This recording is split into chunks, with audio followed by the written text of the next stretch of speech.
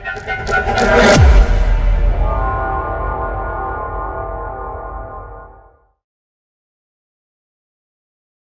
वालेकुम जी। अच्छा जी, ये मैंने एक सिलसिला शुरू किया है कि हम कुरान पाक को समझें अच्छे तरीके से। लेकिन ज़ाहिर है कि अब ऐसा दौर जा रहा है कि जिसमें बहुत लोगों के पास कम टाइम है कि वो कुरान पाक को समझें और उस पर अमल भी करें। तो इसके लिए ज़रूरी है कि हम इस सिलसिले को शुरू करें। तो जो लोग कुरान पाक को सीखने की कोशिश कर रहे हैं या उनकी ख़्वाहिश है कि वो एक दफ़ा ज़िंदगी में कुरान पाक को बहुत ही आसान लफ्ज़ों में समझें। तो ये हम शुरू कर रहे हैं, ये 30वां पारा है और सूरतुल नबा है। तो इसकी यहाँ से हमने स्टार्ट लिया, हम सिर्फ तर्जुमा पढ़ेंगे और तर्जुमे को ही डिस्कस करेंगे ताकि हम आसान ज़बान में, उर्दू में हम कुरान पाक को समझ सकें। तो बिस्मिल्लाहिर्रहमानिर्रहीम, शुरू अल्लाह के नाम से जो बड़ा मेहरबान निहायत रहम करने वाला है। तो किस बात के बारे में ये लोग आपस में पूछते हैं? क्या इस बड़ी खबर की निस्बत?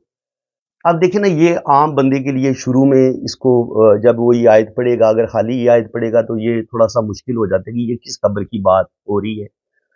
तो ये कहा जा रहा है हुज़ूर सल्लल्लाहु अलैहि वसल्लम से कि काफ़िर जो आपसे पूछते हैं कि ये जो खबर जो क़यामत की आप बात करते हैं, कि क़यामत कब आएगी? क्या मरने के बाद हम दोबारा ज़िंदा होंगे भी कि नहीं होंगे? तो इसके बारे में ये अगर पूछना चाह रहे हैं तो इसमें फिर बड़ी डिटेल के साथ अल्लाह ताला ने उस क़यामत के बारे में या उस क़यामत के बाद जो होने वाले वाक़यात हैं, उनके बारे में अल्लाह ताला ने बताया है। तो किस बात के बारे में ये लोग आपस में पूछते हैं? क्या इस बड़ी खबर की निस्बत, क्योंकि ये एक बहुत बड़ी खबर है, क़यामत का आना। तो वो बड़ी खबर ये जिसके सिलसिले में ये इख्तिलाफ़ कर रहे हैं, यानी कि ज़ाहिर है वो काफ़िर तो नहीं मान रहे कि जी ये कैसे मुमकिन है कि जब हमारी हड्डियाँ बिल्कुल वो चूरा हो जाएँगी, मिट्टी के साथ हम मिट्टी में मिल जाएँगे, तो फिर हम दोबारा कैसे ज़िंदा हो सकते हैं? ज़ाहिर है उनका ख़्याल ये था कि अल्लाह ताला हमें ज़िंदा कर ही नहीं सकता, हमने दोबारा ज़िंदा होना ही नहीं है, तो ये वो उनकी अक्ल ही तस्लीम नहीं कर सकती थी कि करोड़ों साल गुज़रने के बाद जब हमारा नामो-निशान हमारी एक ज़रा-ज़रा मिट्टी के साथ मिल चुका होगा, तो हम दोबारा कैसे ज़िंदा हो सकते हैं? तो वो बड़ी खबर ये जिसके सिलसिले में ये इख्तिलाफ़ कर रहे हैं कि ये इस खबर को ये इनका दिल, इनका ज़हन तस्लीम नहीं कर रहा। तो अल्लाह ताला फरमाता है कि देखो, अनकरीब ये जान लेगी। तो अल्लाह ताला फरमाता है कि जो मैंने वादा किया हुआ है कि क़यामत आनी है, तो वो अनकरीब इस क़यामत को अपनी आँखों से देखेंगे और फिर जान लेंगे।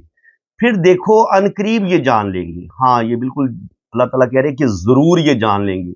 ज़रा गौर करो, क्या नहीं बनाया हमने ज़मीन को बिछौना? अल्लाह ताला फरमाते हैं कि अगर तुम क़यामत पे तुम्हें यकीन नहीं आ रहा, तो ये जिस ज़मीन पे तुमने इनके चल फिर रहे हो, क्या मैंने इसको पैदा नहीं किया? क्या इसको पैदा करने वाला कोई और है?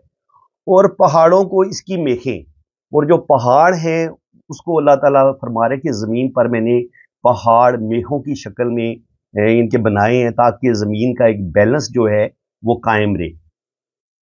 और पैदा किया हमने तुमको जोड़ा-जोड़ा, और अल्लाह ताला ने जितने भी जानदार हैं, अल्लाह ताला फरमा रहा है कि मैंने उनको जोड़ा-जोड़ा पैदा किया है। हर मेल के साथ मैंने एक फीमेल को पैदा किया है, और ताकि फिर उसी से उनकी नस्ल का सिलसिला भी चले। और बनाया हमने तुम्हारी नींद को बाइस सुकून, और अल्लाह ताला ने नींद को भी इंसान के लिए ना एक बाइस सुकून करार दिया है। देखिए, अगर आप सारा दिन थके टूटे बिल्कुल आपका जिस्म थक चुका हो, तो जिस्म को दोबारा रिफ्रेश होने के लिए ज़रूरी है कि वो कम से कम 6 घंटे या 8 घंटे वो सोए, उस जिस्म को रेस्ट मिले। तो अल्लाह ताला फरमा रहा है कि ये चीज़ भी मैंने तुम्हारे लिए, जो नींद है वो बाइस सुकून तुम्हारे लिए मैंने इसको पैदा किया, बनाया है। और बनाया हमने रात को पर्दापोश, और जो रात जो है वो मैंने, देखिए अंधेरे में इंसान को नींद आती है, अंधेरे में इंसान को ज़ाहिर है काम नहीं करना पड़ता, इंसान को रेस्ट करने का मौका मिलता है। तो रात भी जो है ना वो भी अल्लाह ताला की तरफ से हमारे लिए एक नेमत है। और बनाया हमने दिन को कमाई के लिए, और ज़ाहिर है इंसान ने दुनिया में रहना है और अपने ज़रिया माश के लिए उसने कमाना होता है। तो उसके लिए अल्लाह ताला फरमाता है कि ये दिन मैंने बनाया कि आप इसमें काम करो, अपने बच्चों के लिए, अपने अहलो अयाल के लिए आप कमाओ। और कायम किए हमने तुम्हारे ऊपर 7 मजबूत आसमान। यहाँ पे अल्लाह ताला फरमा रहा है कि मैंने जो तुम आसमान देख रहे हो, ये जो तुम्हें आसमान नज़र आ रहे हैं, ये एक आसमान नहीं है, बल्कि इसके ऊपर अल्लाह ताला ने 7 मजबूत आसमान बनाए हैं। और बनाया हमने ایک چراغ جگمگاتا ہوا، اور یہاں پہ جو چراغ ہے وہ سورج کی بات ہو رہی ہے کہ ظاہر ہے سورج کی وجہ سے ہی اس کائنات میں زندگی ہے، سورج کی وجہ سے ہی جتنے بھی اناج غلہ اگتا ہے وہ سورج کی وجہ سے ہے، ہم جو زندہ ہیں، ہمیں جو روشنی چاہیے ہوتی ہے، ہمیں جو انرجی چاہیے ہوتی ہے وہ بھی ہمیں سورج سے ملتی ہے۔ تو اس کائنات میں جتنی بھی ہمیں زندگی کا جو وجود نظر آتا ہے وہ سورج کی وجہ سے نظر آتا ہے۔ تو اللہ تعالیٰ فرما رہے کہ یہ جو چراغ کا میں ذکر کر رہا ہوں، ٹھیک ہے، اب یہاں پہ سورج کا نام نہیں آ رہا، ایک مثال دی ہے کہ جو تمہارے لیے ایک بہت بڑا چراغ ہے وہ ظاہر اس کائنات میں سورج ہے، تو یہاں پہ سورج کی بات ہو رہی ہے۔ اور نازل کیا ہم نے نچڑنے والی بدلیوں سے موسلادھار می، تاکہ نکالیں اس کے ذریعے ہر قسم کا اناج اور سبزہ۔ اب دیکھیں اللہ تعالیٰ نے یہاں پہ ان بادلوں کا ذکر کیا کہ جو جن سے پانی نکلتا ہے، جن سے بارش برستی ہے، اور ظاہر ہے وہ جب وہ بارش زمین پہ برسے گی تو زمین کو وہ ایک زندگی دیتی ہے، زمین سے پھر وہ اناج غلہ، جتنی بھی گندم چاول، جتنی بھی سبزیاں اگتی ہیں، پھول اگتے ہیں، یہ سارا اسی بارش کے سلسلے میں ہی یہ ساری چیزیں ہمیں حاصل ہوتی ہیں۔ اور گھنے باغات، اور ظاہر ہے اس کے نتیجے میں گھنے باغات بھی ہمیں حاصل ہوتے ہیں۔ تو بے شک فیصلے کا دن ہے ایک وقت مقرر۔ تو اللہ تعالیٰ فرما رہے کہ جب یہ تم دنیا میں جی لو گے اور پھر جب قیامت آئے گی تو اس کا میں نے ایک وقت مقرر کیا ہوا ہے، اور وہ دن جب پھونکا جائے گا سور اور تم آؤ گے فوج در فوج، اور کھول دیا جائے گا آسمان تو ہو جائے گا وہ دروازے ہی دروازے۔ اچھا، آسمان تو ہو جائے گا وہ دروازے ہی دروازے۔ اب یہاں پہ یہ کہا جا رہا ہے کہ جب قیامت جب آنی ہے نا تو اس سے پہلے ایک فرشتہ جو ہے وہ ایک سور پھونکے گا۔ اب اس کو بہت بڑا ایک باجا کہہ لیں یا ساز کہہ لیں، وہ جب بجایا جائے گا تو اس کی آواز اتنی سخت ہوگی کہ اس جس کے کان میں وہ آواز پہنچے گی تو ایک دفعہ تو وہ بالکل جو کچھ دنیا میں ہوگا وہ ختم ہو جائے گا۔ تو یہ اس قیامت کے ہونے کا اعلان ہوگا، یہ جو سور پھونکا جائے گا، ٹھیک ہے جی۔ اور اس دن جو لوگ ہیں وہ پھر فوج در فوج، یعنی کہ گروہوں کی شکل میں وہ فوج در فوج، یہاں سے وہ کھول دیا جائے گا۔ یہاں پہ تھوڑا سا ایکسپلین کریں نا کہ فوج در فوج کھول دیا جائے گا، یعنی کہ آسمان کے ٹکڑے ٹکڑے ہو جائیں گے۔ نہیں کھول دیا جائے گا، کھول دیا جائے گا، کیا کھول دیا جائے گا؟ آسمان وہ ہو جائے گا دروازے دروازے، آسمان پھٹ جائے گا یا اس کو توڑ دیا جائے گا؟ نہیں، اس طرح لگے گا جب دروازے دروازے ہو گئے نا تو اتوں نازل ہوں گے نا فرشتے۔ ہاں ہاں، آسمان کو اس طریقے سے توڑا جائے گا کہ آپ کو ایسے لگے گا کہ جیسے اس میں بہت سارے راستے بن گے، اور وہاں سے پھر ملائکہ بھی اتریں گے اور قیامت جو ہے وہ برپا ہو جائے گی، اور چلائے جائیں گے پہاڑ تو ہو جائیں گے وہ چمکتی ریت، اور چلائے جائیں گے پہاڑ، اور پہاڑوں کو ظاہر ریزہ ریزہ ہو جائیں گے، اور وہ اس طرح ہو جائیں گے جیسے آپ کو چمکتی ریت، یعنی کہ جو پہاڑ ہیں وہ صحرا کی شکل اختیار کر لیں گے۔ بے شک جہنم ہے ایک گھات، بے شک جہنم ایک گھات ہے، یعنی کہ گھات ہوتا ہے چھپ کے حملہ کرنا، کسی کو پکڑ لینا، دبوچ لینا، یا کسی پر حملہ آور ہو جانا۔ تو اس دن جہنم جو ہوگی وہ انسانوں پر، جیسے شکاری اپنے شکار پر گھات لگاتا ہے نا، چھپ کے حملہ کرتا ہے، اس دن جہنم اس طریقے سے انسانوں پر حملہ آور ہوگی، اور سرکشوں کے لیے ٹھکانہ، اور جو بھی اللہ کی بات نہیں مانتے اس دنیا میں، انکار کرتے ہیں، تو یہ جہنم، یہ دوزخ ان لوگوں کے لیے ٹھکانہ ہوگی، وہ وہیں پہ رہیں گے اور پڑے رہیں گے وہ اس میں مدتوں۔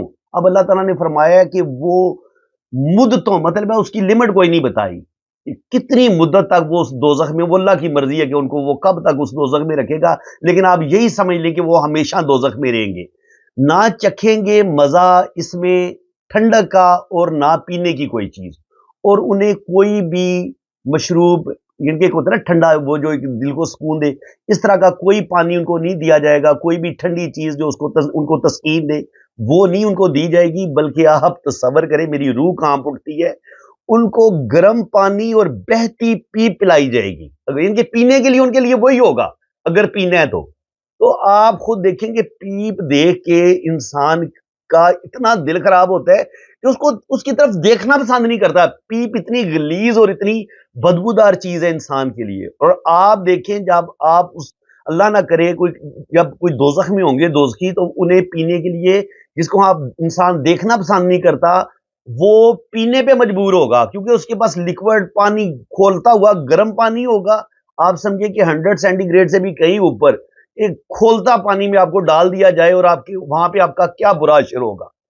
تو یہ بدلہ ہے پورا پورا. تو اللہ تعالیٰ کہتا ہے یہ ان کافروں کے لیے یا ان سرکشوں کے لیے. اس میں ہر وہ بندہ آ جاتا ہے جو خدا کے احکام کی ان کے وہ حکم ان کے پورا حکم پر عمل نہیں کرتا حکم عدولی کرتا ہے تو وہ سرکش ہے. جس نے اللہ تعالیٰ کے جو بھی احکام قرآن پاک میں نازل ہوئے ہیں وہ ان کا انکار کرتا ہے قرآن کا انکار کرتا ہے یا قرآن کو تو مان لیتا ہے لیکن قرآن کی کسی بات کو بھی نہیں مانتا کسی اس پر عمل نہیں کرتا تو وہ لوگ بھی اسی میں شامل ہوں گے کیونکہ انہوں نے قرآن کا اگر وہ مان لے کہ میں مانتا تو ہوں لیکن وہ اس پر عمل نہیں کرتا تو پھر فائدہ تو کوئی نہیں ہے. اللہ کی نظر میں تو پھر وہ کافر ہی ہے نا. تو اللہ تعالیٰ فرما رہا ہے کہ ایسے گناہ گاروں کے لیے پھر 100% کوئی اس میں رعایت نہیں ہوگی. ان کا ٹھکانہ وہ دوزخ ہے اور وہ دوزخ ان کو اپنا انجام سمجھ لیں کہ دوزخ کی آگ ہی پھر ان کا آگے مقدر ہے. بے شک یہ لوگ توقع نہ رکھتے تھے کسی حساب کی. ہاں یہاں پہ دیکھیں جہاں سے وہ بات شروع ہوئی تھی کہ یہ لوگ جن کا میں نے ذکر کیا تھا کہ حضور صلی اللہ علیہ وسلم کے زمانے میں جب حضور صلی اللہ علیہ وسلم نے ان کافروں کے سامنے دین اسلام پیش کیا تو انہوں نے انکار کیا. انہوں نے کہا جی ہم نہ اللہ پہ ایمان لاتے اور نہ ہمیں روز قیامت پہ کوئی یقین ہے کہ ہم نے مرنے کے بعد دوبارہ زندہ ہونا ہے. تو اللہ تعالیٰ کہتا ہے میں پھر ایسے ہی لوگوں کے لیے جنہیں حساب کتاب کا کوئی یقین نہیں تھا یعنی کہ ان سے انہیں یہ تھا کہ ہمیں ہماری نیکیوں کا اور گناہوں کا کوئی حساب کتاب نہیں ہوگا ہم جو مرضی کریں جتنے مرضی ہم بدکاری کریں گناہ کریں ہمارا تو پوچھنے والا کوئی ہے ہی نہیں ہے نہ ہم نے مرنے کے بعد دوبارہ زندہ ہونا ہے. تو اس لیے وہ جی بھر کے گناہ کر رہے تھے اور انہیں کسی چیز کا ڈر بھی نہیں تھا. تو اسی چیز کو ختم کرنے کے لیے تو اللہ تعالیٰ نے اپنے پیارے نبی حضرت محمد صلی اللہ علیہ وسلم کو اس دنیا میں اس کائنات میں بھیجا تھا کہ ہم انسانوں کی وہ ہدایت ہمیں ان سے ملے اور ہم ان پر اس ہدایت سے ہم فائدہ اٹھا سکیں. تو یہ یہاں پہ ذکر آ رہا ہے کہ وہ لوگ اس حساب کی توقع نہیں رکھتے تھے انہیں یقین نہیں تھا کہ حساب کتاب ہونے لیکن اب قیامت بھی برپا ہو چکی ہے اور اب حساب لینے کا ٹائم بھی آ چکا ہے اور جٹلاتے تھے ہماری آیات کو جھوٹ سمجھ کر. اور جب میرا پیارا نبی ان کو قرآن کی آیتیں پڑھ پڑھ کے سناتا تھا تو یہ کیا کرتے تھے یہ انکار کر دیتے تھے کہ یہ اپنی طرف سے آپ بول رہے ہیں جی یہ آپ کی اپنی بنائی ہوئی باتیں ہیں یا آپ نے کسی سے سن رکھی ہیں ہم تو ان کو افسانہ سمجھتے ہیں ہم تو ان کو کہانیاں سمجھتے ہیں یا محض یہ قرآن آپ نے اپنی طرف سے بنا لی ہے. یہ کافر لوگ اس وقت حضور صلی اللہ علیہ وسلم سے ان کی رسالت کا بھی انکار کرتے تھے نبوت کو بھی نہیں مانتے تھے اور قرآن کا بھی انکار کرتے تھے قرآن کی آیات کا بھی انکار کرتے تھے. تو اللہ تعالیٰ نے ایسے ہی لوگوں کے لیے کہا کہ اب تم بھگتو اپنے اس کفر کو اور اس کفر کی سزا اب تمہیں ملے گی. اب تمہیں ہم نے تمہاری ایک ایک چھوٹے سے چھوٹے گناہ کو بھی نوٹ کر رکھے اور اب تمہیں گن گن کے تمہیں ہر تمہارے برے اعمال کا جو ہے نا وہ بدلہ تمہیں اب ملے گا یوم حسابین کے قیامت والے دن کیونکہ تم لوگوں نے میرے قرآن کو بھی جھٹلایا ہے میری آیات کو بھی جھٹلایا ہے جو میری طرف سے تم لوگوں کو میسج ملا تھا تم نے اس تمام پیغام کا انکار کیا جبکہ ہر چیز ہم نے گن کر لکھ رکھی ہے. اللہ تعالیٰ فرماتا ہے کہ میں نے تو تمہارا چھوٹی سے چھوٹی نیکی ہر انسان کی میں نے لکھ رکھی ہے اور چھوٹے سے چھوٹا گناہ بھی میں نے لکھ رکھا ہے اور اس دن انسان حیران رہ جائے گا کہ کیا اللہ تعالیٰ نے میری اتنی چھوٹی چھوٹی نیکیاں بھی لکھ رکھی ہیں جن کو میں نیکی بھی نہیں سمجھتا تھا اور میں جن گناہوں کو گناہ نہیں سمجھتا تھا وہ گناہ بھی لکھ رکھے ہیں. تو یہ بڑا سخت وقت ہوگا انسان کے لیے. اللہ لہٰذا یہ چکھو مزہ اپنے کیے گا. تو اللہ تعالیٰ کہتا ہے کہ اب اپنے کیے کی سزا جو تمہیں ملنی ہے اب اس کا مزہ چکھو یعنی کہ اس دوزخ کی آگ کا عذاب اور اس کے علاوہ دوزخ میں اور طرح کے پتہ نہیں کتنے قسم کے عذاب ہوں گے جو انسان کے لیے ناقابل برداشت ہوں گے. دیکھیں آپ کو پینے کا ہی کہہ دیا جائے کہ پی اور کھولتے پانی میں آپ کو ڈال دیا جائے اور وہاں پہ آپ کے لیے کوئی ٹھنڈا پانی نہ ہو تو آپ ایک سیکنڈ آپ ادھر نہیں رہ سکتے. ایک سیکنڈ کا انسان تصور نہیں کر سکتا بلکہ اس منظر کو بھی نہیں دیکھ سکتا لیکن اگر آپ کو اس میں ڈال دیا جائے تو پھر آپ کا کیا اثر ہوگا. تو اسی لیے یہ جناب یہ سلسلہ شروع کی ہے کہ ہم لوگ جو ہیں وہ ظاہر قرآن جو ہوتا ہے وہ سینے سے زنگ اتارتا ہے. شیطان ہمیں دنیاوی کاموں میں اتنا الجھا دیتا ہے کہ ہم قرآن سے دور ہو گئے ہیں ہم نے قرآن کو سمجھنا چھوڑ دی ہے. اور دوسری بات یہ کہ بعض دفعہ یہ قرآن پاک کا ترجمہ اس میں الفاظ کچھ اس طرح کے ہوتے ہیں تو وہ بالکل جو جس کی نارمل سی ایجوکیشن ہے، نارمل سی تعلیم ہے، اس کو سمجھ ہی نہیں آتی بعض دفعہ، تو وہ بیچارہ 2-4 دن تو پڑھنے کی کوشش کرتا ہے، پھر ایک وقت آتا ہے وہ چیز چھوڑ دیتا ہے۔ تو انشاءاللہ تعالیٰ جب تک میری زندگی رہی، جتنا اللہ نے مجھے سوجھ بوجھ دی ہے، میں جناب آپ کو اس کے بارے میں پڑھاؤں گا، سکھاؤں گا جتنا میں نے سیکھا ہے۔ اگر کوئی غلطی ہو تو آپ بھی میری اصلاح کر سکتے ہیں، اگر آپ میں سے کوئی بہت بڑا عالم مجھے سن رہا ہے تو وہ میری اصلاح کر سکتا ہے۔ میرے ساتھ بھی اس وقت میرے ایک بہت بڑے پیارے دوست بیٹھے ہوئے ہیں، ان کے پاس ماشاءاللہ قرآن کا ایک بہت اچھی ریسرچ ہے، تو ایز اے ٹیچر میں نے ان کو اپنے پاس بٹھایا ہوا ہے، جہاں پہ دیکھیں ابھی مجھے سمجھ نہیں آئی تھی تو میں نے ان کی ہیلپ لی تھی، وہ جہاں پہ ضرورت ہوا کرے گی وہ میری اصلاح کریں گے، اور انشاءاللہ تعالیٰ مجھے امید ہے کہ ہم قرآن پاک کو بڑا ڈیپلی، بڑا آسان لفظوں میں سیکھیں گے، سمجھیں گے۔ دعا کریں گے اللہ تعالیٰ میری اس محنت کو قبول فرمائے۔ اگر آپ کو میری یہ چیز اچھی لگی، آپ اپریشیٹ مجھے کریں گے، تو انشاءاللہ تعالیٰ یہ سلسلہ جاری رہے گا۔